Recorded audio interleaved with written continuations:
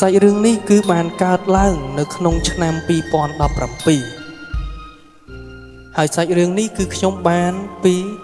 ប្អូនប្រុសរបស់បងស្រីតលតែម្ដងគឺបងស្រីម្នាក់នោះគឺមានឈ្មោះថាធីដេហើយគាត់គឺបានសម្រាលកូនបងប្អូនអរគ្នាបាទបច្ចុប្បន្នគឺគាត់មានកូនរហូតទៅដល់ចំនួន3នាក់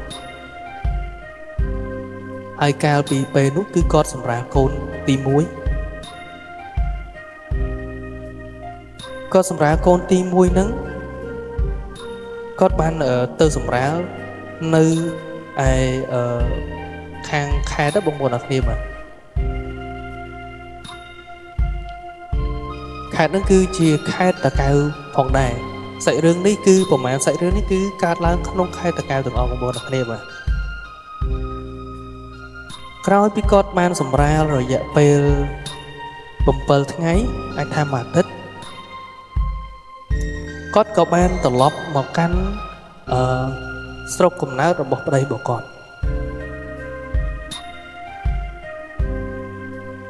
ពេលនោះគឺប្តីរបស់គាត់ហើយនឹងគាត់បានមករស់នៅក្នុងស្រុកភូមិកាលពីគាត់រៀបការគឺនៅខាងប្រពន្ធខាងបងស្រី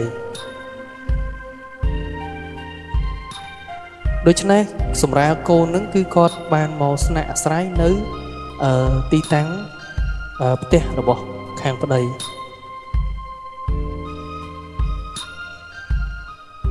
ស្រាប់តាគាត់បានមកដល់ប្រហែលជា2ថ្ងៃទៅ3ថ្ងៃបងប្អូនអរគ្នាគឺមានហេតុការណ៍មួយដែលចម្លែកកើតឡើងបងប្អូនអរគ្នាប្រិយមិត្តអ្នកទស្សនាគឺគាត់កូនរបស់គាត់ហ្នឹងគឺយំអត់បាត់ទេបងប្អូនអរគ្នាបាទដឹងស្រាប់ហើយបងប្អូនអរគ្នាក្មេងគឺតែងតែឃើញអ្វីដែលយើងធំហ្នឹងគឺអត់ឃើញបងប្អូនអរគ្នាបាទគឺក្មេងម្នាក់ហ្នឹងគឺយំអត់បាត់នោះទេកូនរបស់គាត់ហ្នឹងយំរហូតទៅដល់មួយថ្ងៃពេញបងប្អូនអរគ្នាបាទលួងមិនក៏មិនបាត់លួងមិនក៏មិនបាត់អត់ដឹងធ្វើម៉េចក៏ទៅហៅឪពុករបស់គាត់ដែលត្រូវជាប៉ារបស់គាត់ហ្នឹងព្រោះគាត់ដឹងថាប៉ារបស់គាត់ហ្នឹងគឺគាត់ចេះខាងវិជ្ជាអស់ហ្នឹងបងប្អូនអរគ្នាបាទខាងអាគមខាងអីហ្នឹងគឺគាត់ចេះខ្លះដែរមិនមែនថាខ្លាំងអីណាស់ណាឯងក៏ប៉ុន្តែគាត់ក៏បានរៀនសូត្រខាងហ្នឹងផងដែរពីកូនរបស់គាត់ដូច្នេះកាលពីកើតរឿងហ្នឹងគឺឪពុករបស់គាត់ហ្នឹងអត់នៅផ្ទះនោះទេបងប្អូនអរគ្នាអ្នកស្រុកអ្នកស្រែគឺតែងតែធ្វើស្រែធ្វើចម្ការអញ្ចឹងណាបងប្អូនអរគ្នាបាទអញ្ចឹងគឺបានទៅធ្វើស្រែចម្ការអញ្ចឹងទៅតាំងពីព្រឹករហូតទៅដល់ថ្ងៃល្ងាចតិចបានគាត់បានត្រឡប់មកវិញអញ្ចឹងមុននឹងត្រឡប់មកវិញហ្នឹងគឺគាត់បានឲ្យប្អូនរបស់គាត់ហ្នឹងទៅហៅថាប៉ាកូនរបស់ចែហ្នឹងអត់បាត់សោះយំអត់បាត់សោះអញ្ចឹងអត់ដឹងថាមកពីមូលហេតុអីអញ្ចឹងឲ្យប៉ាទៅជួយទៅមើលតិចមើលអញ្ចឹងគាត់ក៏បញ្ញាបញ្ញាលរៀបចំអីវ៉ាន់ហ្នឹងគឺស្រូតទៅដល់ផ្ទះពេលដែលត្រឡប់ទៅដល់ផ្ទះវិញបងប្អូនអរគ្នាគាត់ដឹងស្រាប់ហើយអ្នកចេះខាងផ្លូវងឹតគឺគាត់អាចមើលឃើញគាត់អាចស្ដាប់ឮខាងពពួកអមនុស្សនឹងឯងបងប្អូនអរគ្នាប្រិយមិត្តអ្នកទស្សនាពេលនោះគឺគាត់បានឃើញនារីម្នាក់កំពុងតែលេងបលែងជាមួយនឹងកូនរបស់គាត់អត់ត្រូវជាចៅរបស់គាត់បលែងគ្នារហូតដល់យំអត់បាត់សោះបងប្អូនអរគ្នាបាទស្រាប់តែពេលនោះបងប្អូនអរគ្នាគាត់ខឹងពេកបងប្អូនអរគ្នាបាទ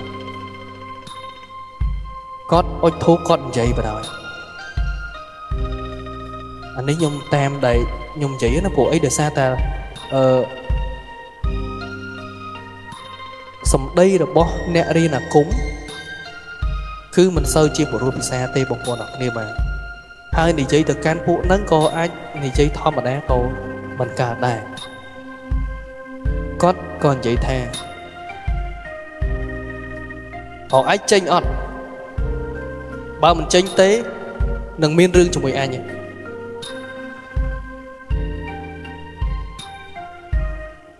គាត់និយាយជាច្រើនហោហែបងប្អូនអរគ្នា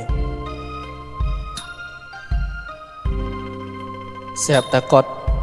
បាននិយាយអីហើយធ្វើកិច្ចអីហើយអស់មួយប្រព្រឹត្តភ្នែកទេបងប្អូនអរគ្នាក្មេងនឹងគឺឆាប់បាត់យំមែនទេបាត់ឈឹងតែម្ដង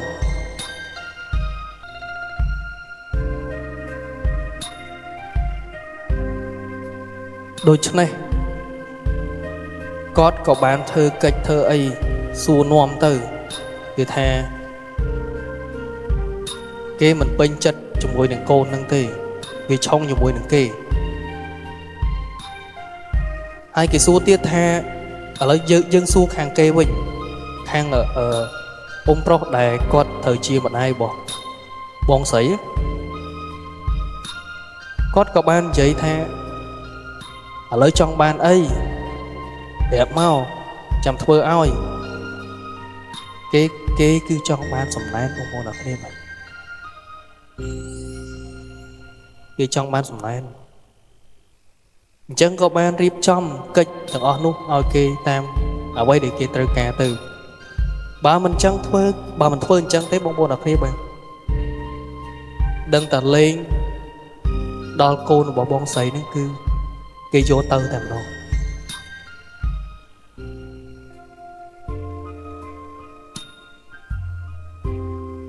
នេះជាហេតុការណ៍ដែលកើតឡើងចំពោះបងស្រីដែលប្អូនរបស់គាត់ហ្នឹងគឺបានប្រាប់បន្តទៅកាន់ខ្ញុំចែកម្លែកនៅសាច់រឿងដូច្នេះបងប្អូនអរគ្នាដែលមានសាច់រឿងអីផ្សេងដែលចង់ចែកម្លែកគឺបងប្អូនអរគ្នាអាចតាក់ទងមកកាន់ Telegram ខ្ញុំនៅក្នុង description នេះផងដែរបាទអញ្ចឹងថ្ងៃនេះគឺយើងបញ្ចប់សាច់រឿងនៅត្រឹមនេះសិនហើយនឹងបន្តនៅសាច់រឿងថ្មីមួយទៀតដើម្បីចែកជូនដល់ប្រិយមិត្តអ្នកទស្សនានៅក្នុងរាត្រីយប់នេះក៏ដូចជាគ្រប់ពេលវេលាដែលកំពុងតែតាមដានទស្សនានៅថ្ងៃនេះផងដែរអរគុណច្រើនសម្រាប់ការតាមដានទស្សនាយើងនឹងទៅជួបគ្នានៅវីដេអូក្រោយជាមួយនឹងសាច់រឿងថ្មីមួយទៀតបាទសូមអធិស្ឋានចំពោះរាល់ពាក្យពេចន៍ដែលមិនសមរម្យឬប្រការណាមួយដែលធ្វើឲ្យបងប្អូនអរគ្នាមិនសប្បាយចិត្តក៏សូមអធិស្ឋានផងដែរ follow បើចង់តាមដានទៀតអរគុណច្រើនសូមជម្រាបលា